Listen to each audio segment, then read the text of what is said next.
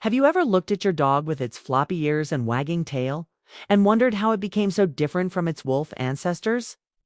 What if I told you that the very traits that make your dog so adorable, the floppy ears, the curly tail, even the patches of white fur, all side effects of a single revolutionary change? It's a story that begins with a bold scientific experiment and reveals a secret hidden deep within our pet's DNA. This isn't just about breeding. It's about a genetic reboot that accidentally redesigned the dog as we know it. Let's rewind the clock.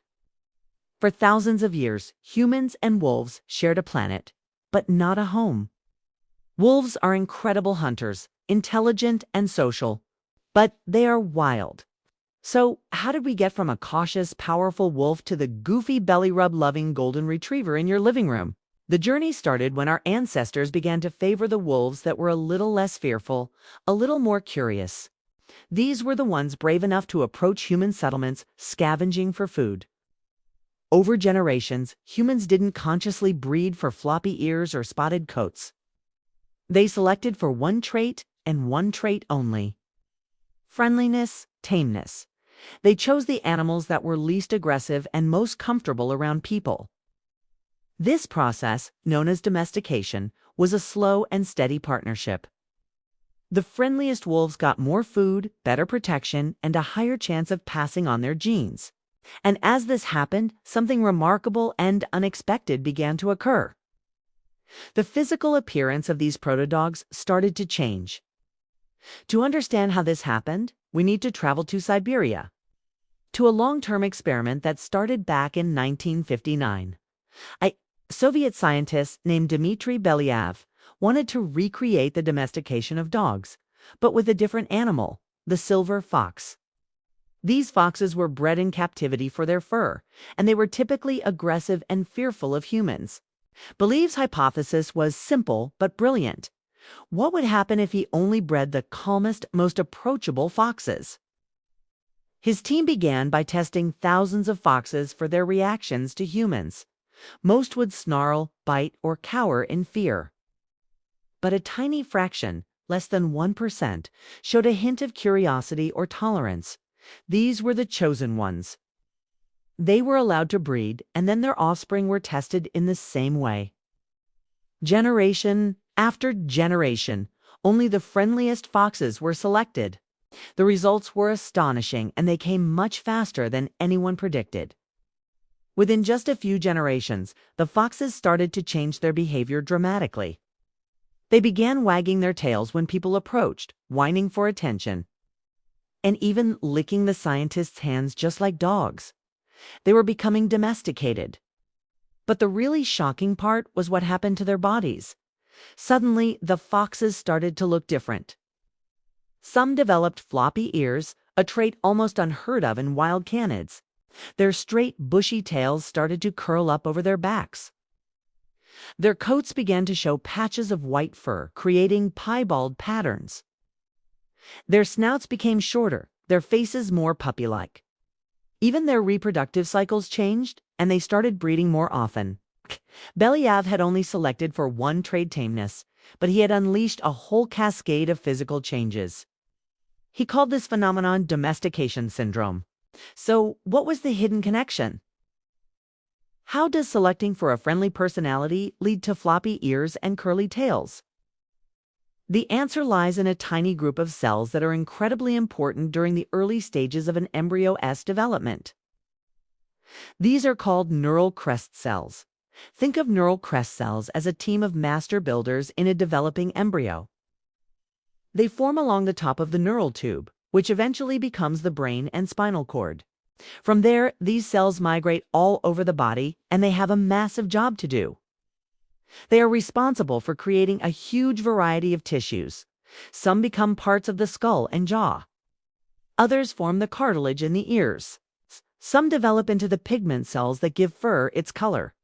And crucially, they also form a key part of the adrenal glands, which are responsible for producing adrenaline, the fight or flight hormone that controls fear and aggression. Here's the link. When Belyaev and our ancient ancestors selected for tameness, they were unknowingly selecting for animals with a less reactive stress response. This means they were choosing animals whose adrenal glands produced less adrenaline.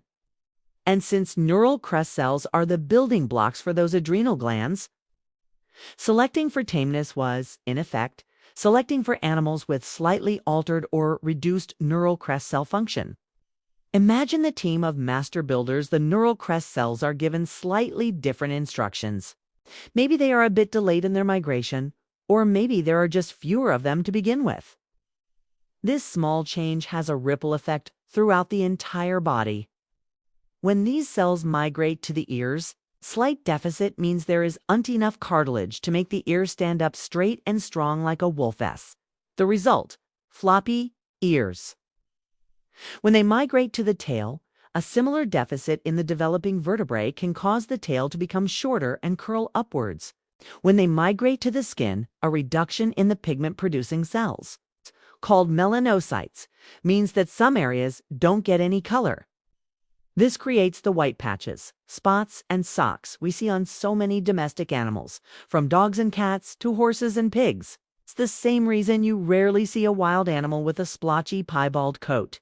Even the shorter snout and more juvenile FISA trait known as neotonican be traced back to these cells, which contribute to the development of the skull and facial bones.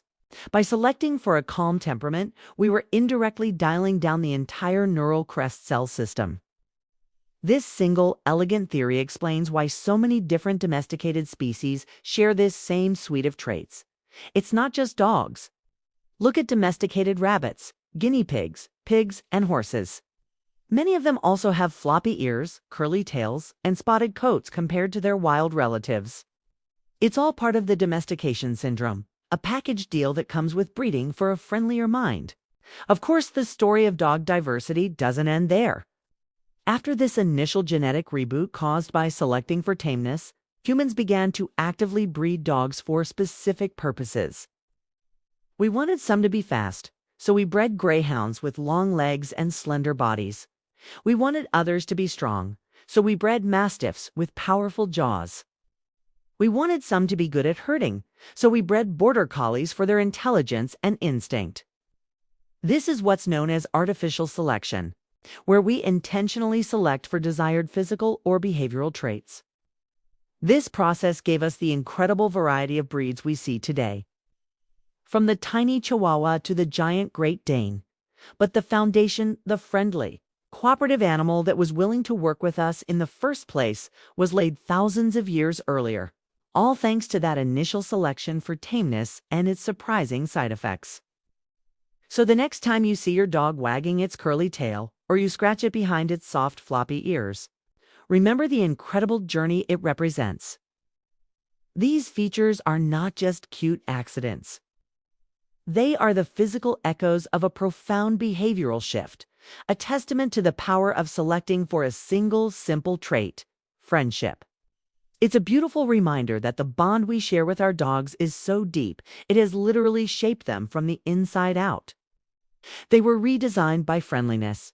Thanks for watching. If you found this journey into your dog's DNA fascinating, be sure to like this video and subscribe to Canine Secrets for more deep dives into the science all around us. Let us know in the comments what trait you love most about your own pet.